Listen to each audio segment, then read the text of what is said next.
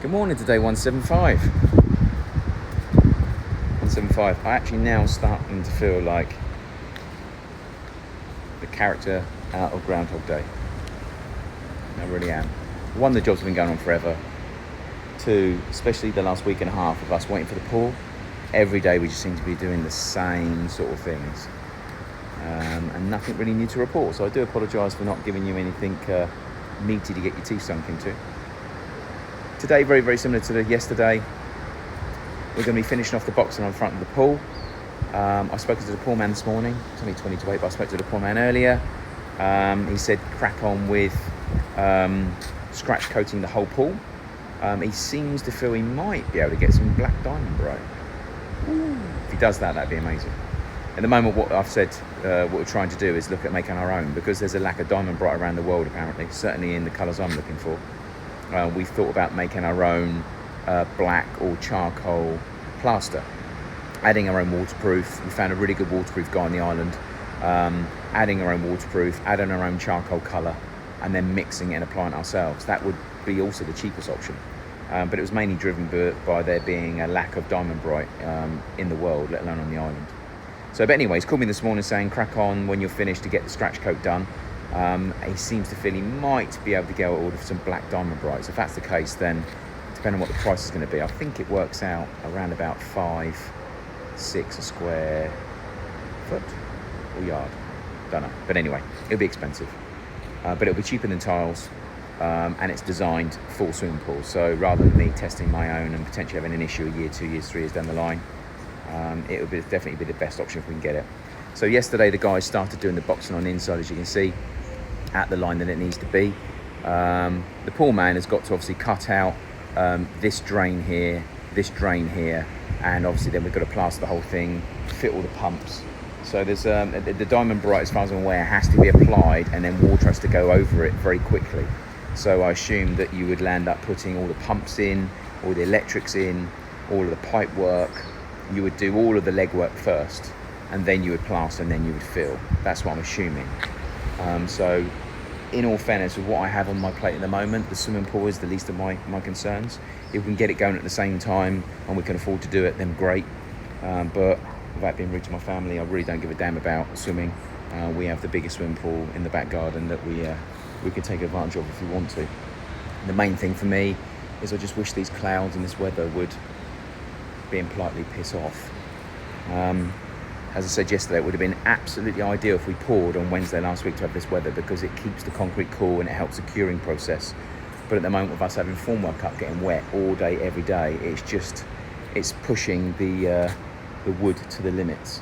The main issue, obviously, is that as in when we pour, then hopefully that the wood will have blown. So as a result of that, you get these sort of riggles. I think I've shown you anyway before, but let me show you again. As you can see here, that's where an old bit of semi-blown formwork has been used. You get like these bubble effects. Now don't get me wrong, they go up. So it's not as if they actually come down and cause the plasterer or the guy that's doing the ceiling any grief. They go up.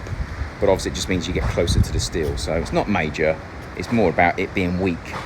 We also are getting a lot more cracks appearing on the patio as well, which I'm seeing. There's a lot more of them, so I don't know what that means. I don't know if that means they're just surface cracks or they do actually penetrate right through. But at some stage when everything's cleared out and swept, and we can really assess the cracks and start looking at whether we're going to put something in them to fill them, whether it be a glue or a bit of concrete or something. But yeah, they seem to be appearing in quite a few places.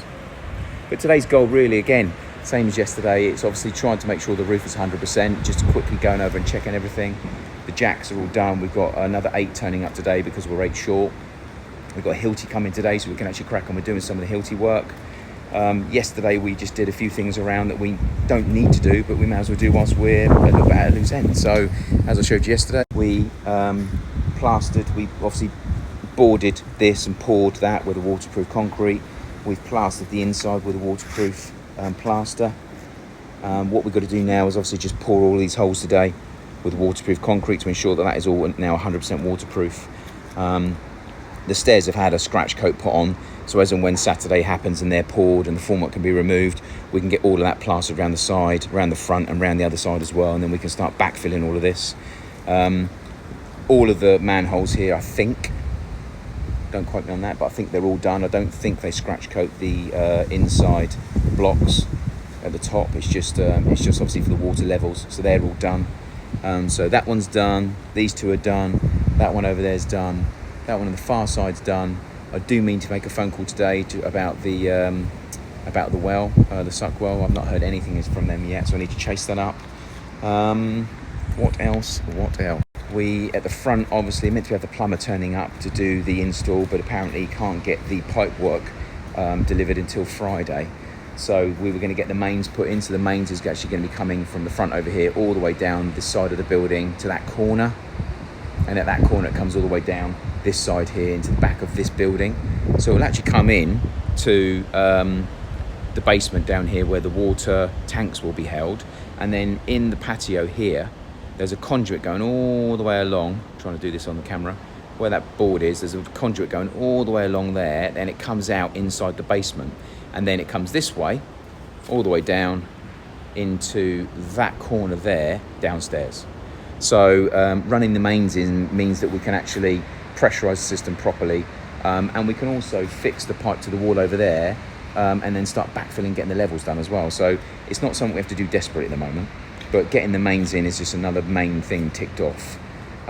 Next week, early next week, I also want to get the driveway taken up, and I want to get we're waiting for the concrete lorry to come. It's going to reverse over the whole driveway, so we want to make sure the concrete guy gets in, does the roof. Once that's actually done, then we can start digging up the driveway, putting in the conduits for the air conditioning, the conduits for the gas. We can also put the conduit in for the mains electric cable, and then obviously George will come along and run the mains water all the way down the side of the building. So once that's done, we can then also get the driveway taken to height, because at the moment the driveway is probably 2.5 to 3 feet lower than it needs to be. So we can actually get a mile put on top of there and compact it and roll it and get that to height. It's not something we have to urgently do at the moment. Main thing is getting the bloody house done. But getting the driveway with its infrastructure sorted means that, you know, it's part of connecting up the building to the sewage, the water and the power. I have to do that sooner rather than later.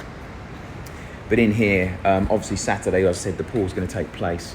Once the pour's taken place, then our main aim on Sunday morning is going to be taking any formwork off that we can get to that doesn't hold anything up. So the side, all of the 4-foot formwork on the front of the building, down the side of the building, anything around the outside that's holding the concrete in, it'll be dry by then, so we can take that off. And then we can't really do anything inside until Tuesday/Wednesday morning. Wednesday morning, I'm going to try and get as many people on site as I physically can, and we're going to take this formwork down as quickly as we physically can. Once the formwork's down, then it's a case of windows installed and start fitting out. John, the window guy, he's on standby at the moment for a week Saturday. That will give us time to try and get the formwork down and potentially some of the window framed areas plastered, so that he can actually get those doors put in. So that will give me 3, 4, 5, 6 days to try and get the window frame areas plastered, so that that can go off, and then he can obviously he can fit the window straight to them. So that's one thing I definitely need to do. Again, there's no real solid method of process, but I think, you know, the guy can't start installing the actual plasterboard for a good 2 weeks. So it's going to be the main structure, it's going to be the main framework first. But as soon as that framework starts going in, I would like the building to start being sealed, so we can actually stop the water and the moisture and everything else, which means we need to get the water pumped out. We need to ideally try and get some humidifiers in here, try and get any form of moisture gone, so that when we start fitting wood and plasterboard, we are moistureless. So that's the aim for today at the moment. We've obviously got the bin shed area that we did yesterday. The rebar guys have got to come and put some BRC on that so we can get that poured. And they also need to go upstairs and need to cut some rebar out that's been put in by mistake or left in. So other than that, the rebar guys are pretty much done on the 2 roofs, really. And then what I want to try and do next week is to start planning doing the garage. The garage can't be done until the back filler's done. So it's getting an excavator in, it's pulling all the mud from next door over the wall, probably take some of the actual sheets down if I film it around. Take some of those dust sheets down, and get the mud lifted over the wall and try and get this all level. But obviously I need to get the suck well done first. Once the suck well's done, I can literally level all of this and then start concentrating on doing the main wall down side of the garage, the front wall, so we can do all the footings in there. But again, we can't really start on doing all the actual footings until, number one, we've got the pipe work all done, the mains water run around, and then we can start doing the footings for the wall on the other side that goes over to here, the front wall that comes along here, and the back wall that goes along there. We do the footings and get that sorted. Obviously steps in from here already, but as you can see, the plaster is pretty much the level of where the floor's going to be. So yeah, that would be something we quite quick started. But at the moment, I don't want to start that until we physically, I need everybody focused on 100% on the main house. So I might actually get the mason today to start focusing on getting the columns plastered. So this main beam, that needs to be scratch coated. I assume they do a scratch coat first, I'm not too sure, but I've been told that they can go straight on with plaster. So anyone who knows, let me know. They normally scratch coat and then plaster, but I've been told they can plaster straight over. This whole front piece here, we can literally look at getting all of that plastered. So again, they can't go in windows wise until it's all plastered, so I'm more of getting that done now, and then that way when the window guy's ready, he can go straight in. The door frames themselves, window frames, sorry, we talked about that. It's literally getting those done as well. So yeah, slowly but surely getting there, that's for sure. So let's see how today goes. 10 to 1, everyone's at lunch.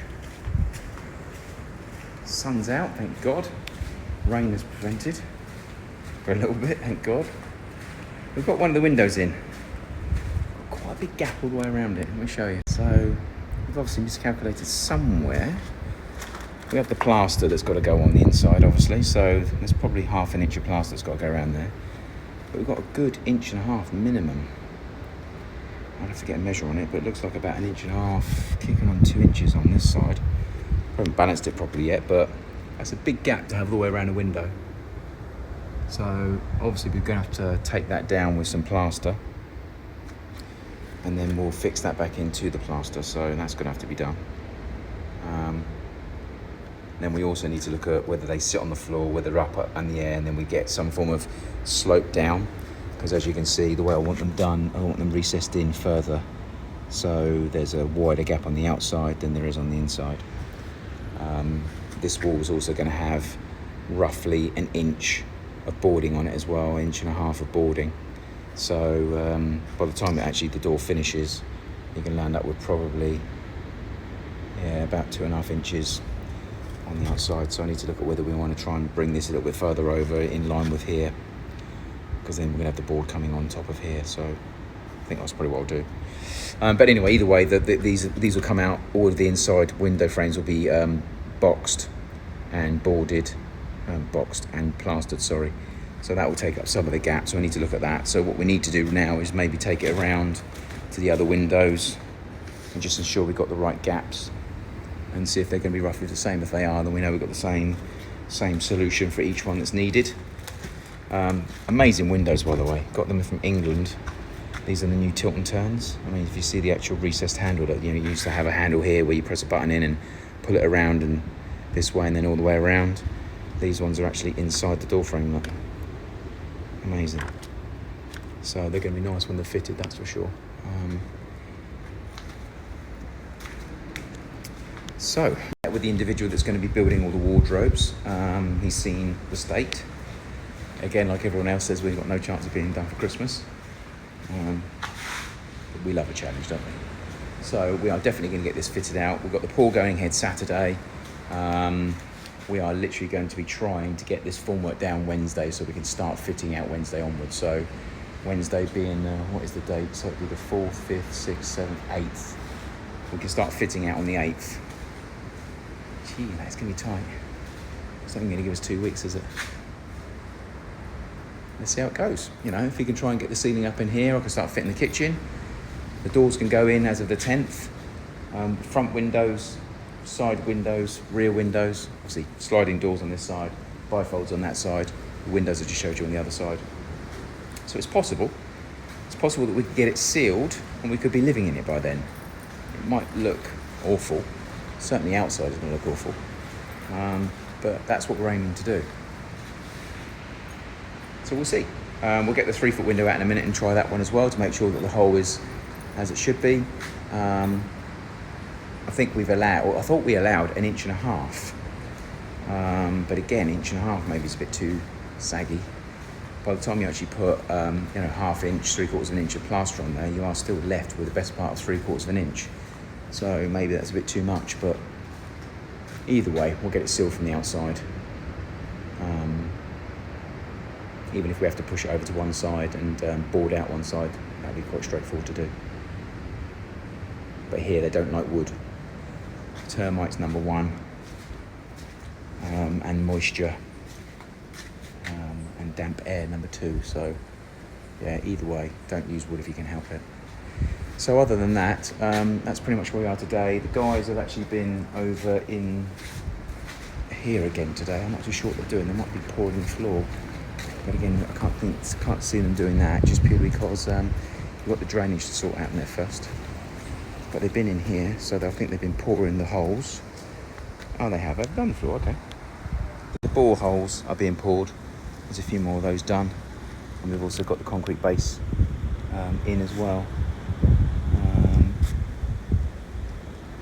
Nice. Okay, so that's what they were doing.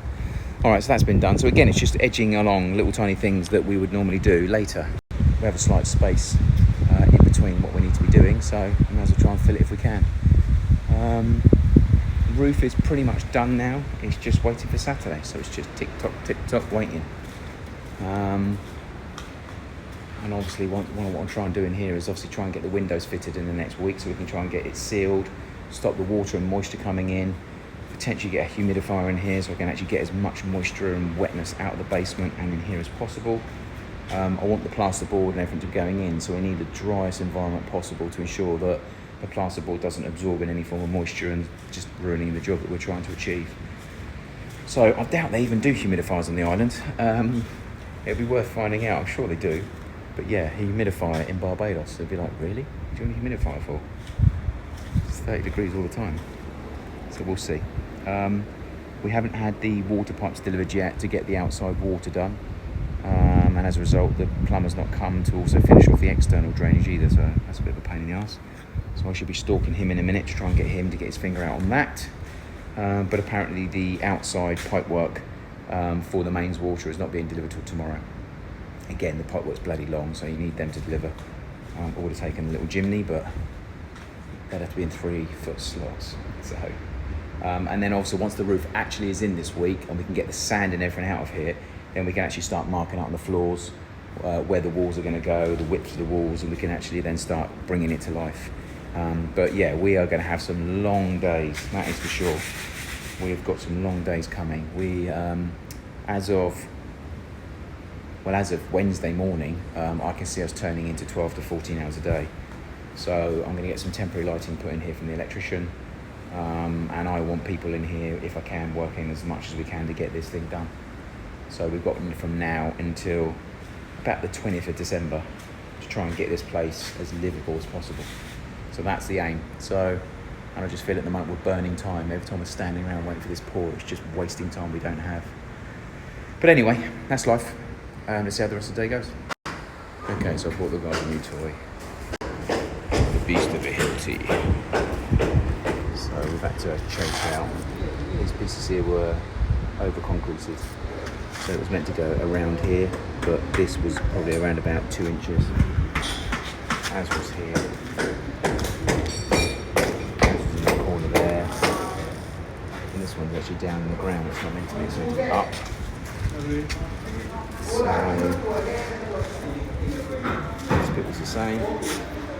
That's like that. This bit was too. So was that. This bit was the only bit they got right. But then they actually put rebar on the wrong place. So that's got to be cut out. And this concrete's got to be bent into this wall. The other problem we actually got as well, which we just got and seen, which I showed you earlier, were window frames. Okay, so we'll start at the very end where we put a test one in. The window frames are on the 24th, on the 2-foot front are 24 inches. In fact, just under 23 3/4. We actually have 1.5 inch gap one side and nearly 2 inch gap the other side. So I'm measuring the window frame, it's actually 26.5. So 2.5 has been added to that one. Now we wanted to try and be about an inch a quarter. So a 24, we wanted to be around about 25 and a quarter. So we were probably going to plaster these, so 1/2 inch on each side. That will take us down to 3/4 of an inch all the way around. This one is 24.5. So that's 24.5. This one is 25.5. This one is 26. This one is 25.5. So 25.5 is not too bad. That's 3/4 of an inch either side. That means after plaster, 1/4 of an inch, 1/2 an inch side leaves you half.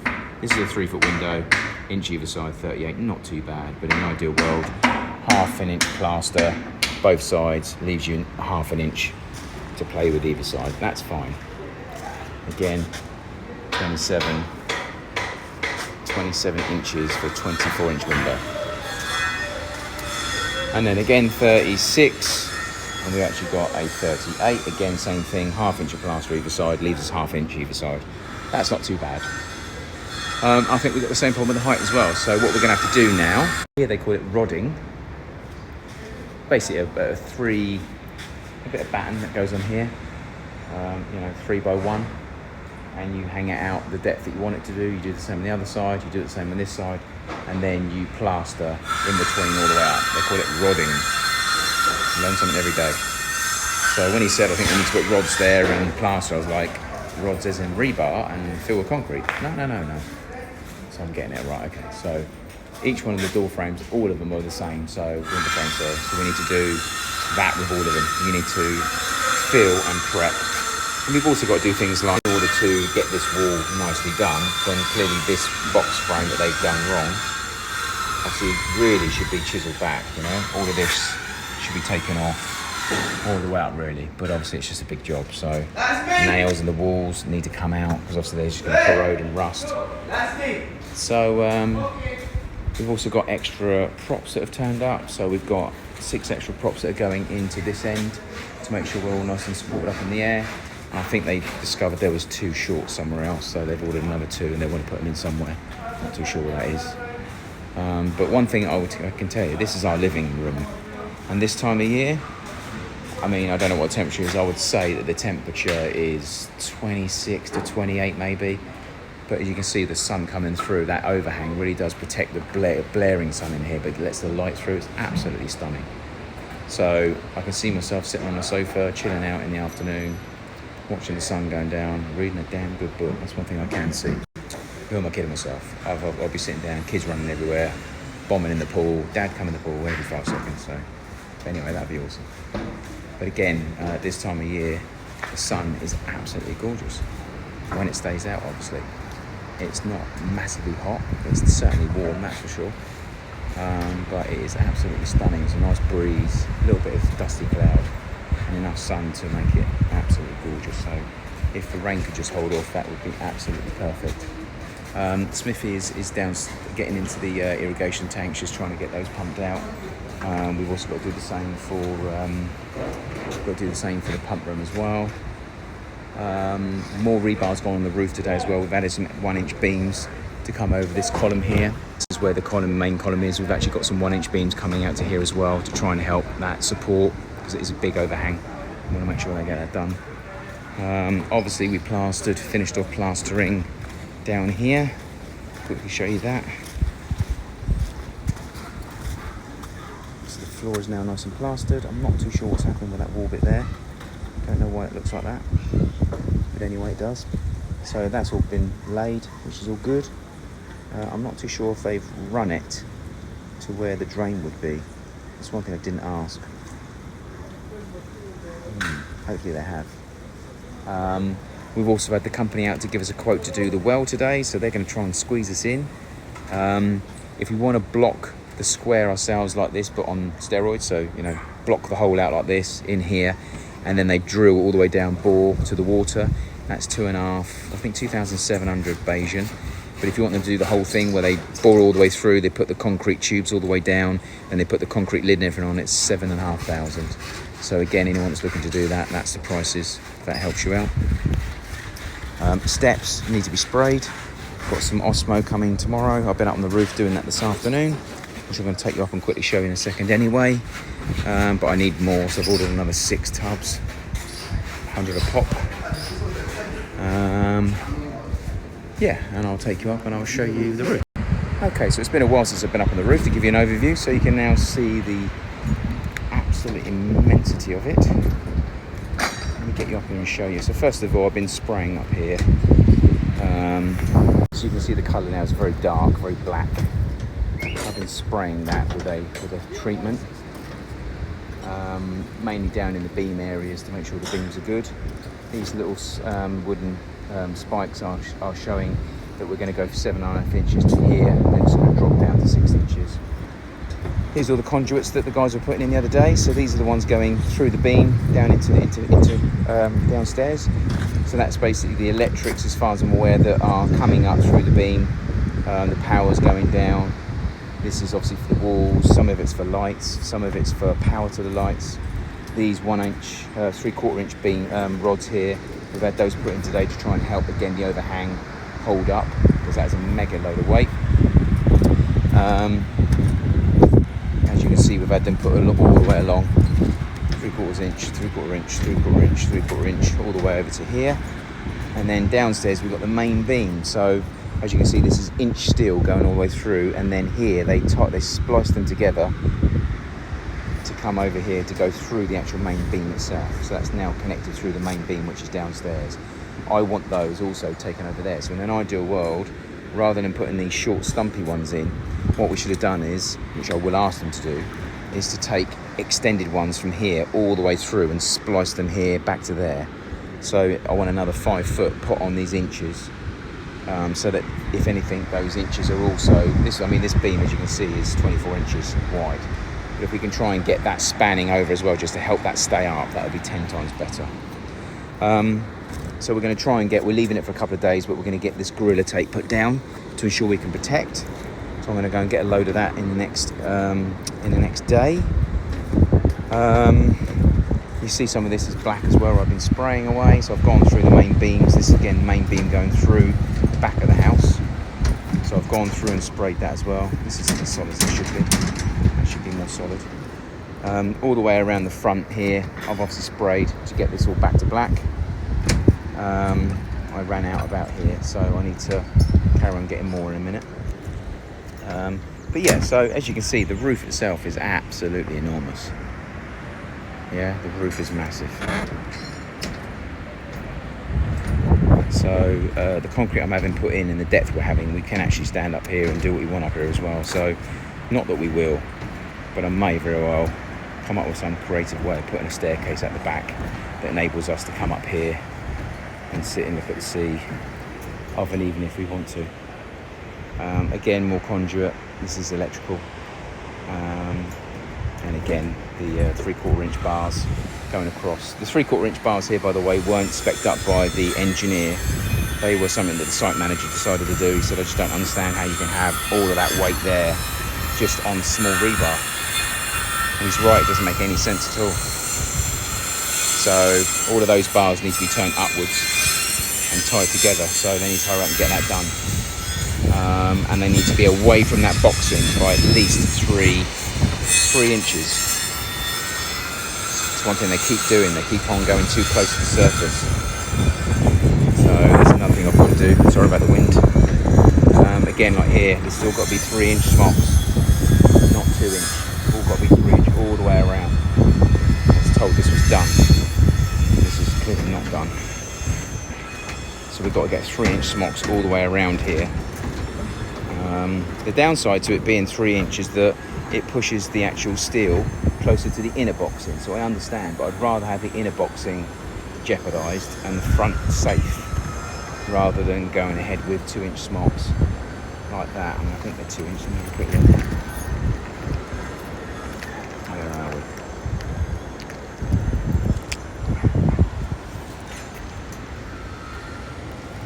we? Yeah, 2 inch 2-inch smocks. So they've got 2-inch smocks in there, which is not ideal. It's not enough. You need 3-inch near the sea. So again, tomorrow I need to get up here, make sure that all the duct tape is on. It's robust enough to make sure it can withstand the pressure of the concrete. Things like this block doesn't need to be up here, that can go. We need to get it all blown through as well to make sure all the crap's gone. We've had magnets down inside here trying to get all the bits of metal out, which seems to be done. We need to tighten up some of these. They should be wobbling like that. No, that should be wobbling. Yeah, so the roof is not in a bad place. But bear in mind we're now on Thursday and we're pouring on Saturday. This should be complete. We should be doing absolutely nothing up here by now. But we still have things to do, so I'm a little bit concerned that is the case. This beam is what's going to house the roof. The roof that's going to go over that way and it's going to connect to that beam over there. So again, the infrastructure and everything's been put in for that. Wrapping wire everywhere as always. These boys always say they've got no wrapping wire. There's wrapping wire everywhere. Always. And as you can see, the roof over there is obviously quite immense as well. So, yeah. So it's a lot more stable with this 3/4 inch in, that's for sure. But we do need to make sure that get that completely osmosed tomorrow, roof in rust treatment. And that frame down. And we also need to make sure that all of it is smocked properly. And I think we do need to definitely get those inch beams, each inch parts in. And I think they've all got to be turned up as well. I'm pretty sure they're meant to be turned up. They shouldn't be laying down sideways. So I'm not too sure if they've got to put a bit of rebar across the top of it to keep them up. But I'll talk to them about that. And obviously, like I said, these starter beams here, that is the beam that's going to go that way. So that will be boxed up separately. It will hang out the concrete when we do what we do. But I would say what we should be doing is really boxing that up and pouring that at the same time when they're actually up here. So I'm going to talk to them about that as well at the same time. So where the roof's concerned, obviously we've got a bit of clearing up to do. But other than that, we're pretty much where we need to be. Smocks. Tyson doing a Mickey take, look. You're not working? Hey, you finished early?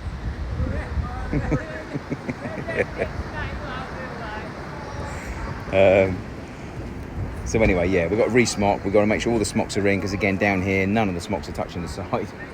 All of these are meant to be actually on the side, pushing away. But obviously, in the moment, I would say it's probably because... but it's probably because the actual smock is not big enough, so it's just flopping down. So we need to talk to them about making sure they're all straightened. Okay, so let's get down and show you the rest. So other than that, we're all good. So jacks are now up, windows back out. We'll have to obviously form up each one of the window frames and just fill it with plaster. So.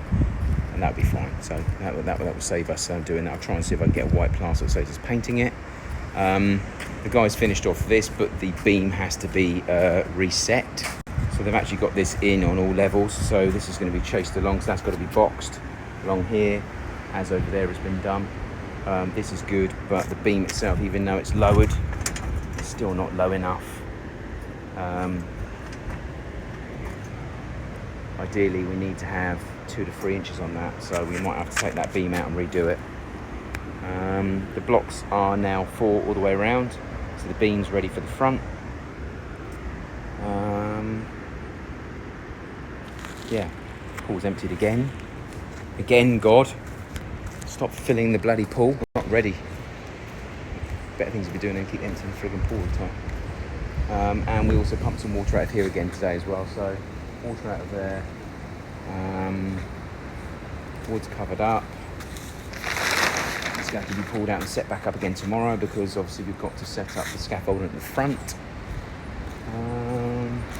Yeah, so another little productive day. Not massively productive, obviously, because we're still being prevented from moving on. But so we've got downstairs plastered. Not too sure what the line is. There's a line going around the wall here, so I'm not too sure what that is. But yeah, downstairs is plastered. Got to get a doorway to go in there. We had the guy out to obviously give us a quote on there, which is good. The roof's got to be sorted out, finalised with rust treatment and smocks, which we'll do tomorrow. This has got to be sprayed as well, but that's all done, waiting to go ahead. It'd be nice to have a staircase going up and down here, because we also can get that brought to level. Yeah, just finalising prices and looking forward to next week. Next week is going to be a crazy one, that's for sure, because it's going to be about getting over the mayhem of the pool, pulling down the formwork and trying our hardest to crack on with everything that needs to be done. So let's see how that pans out. But yeah, trust me, it can't come soon enough. I'm literally so done with Groundhog Day. So fingers crossed we can move on. But anyway, that's it. Over and out for today.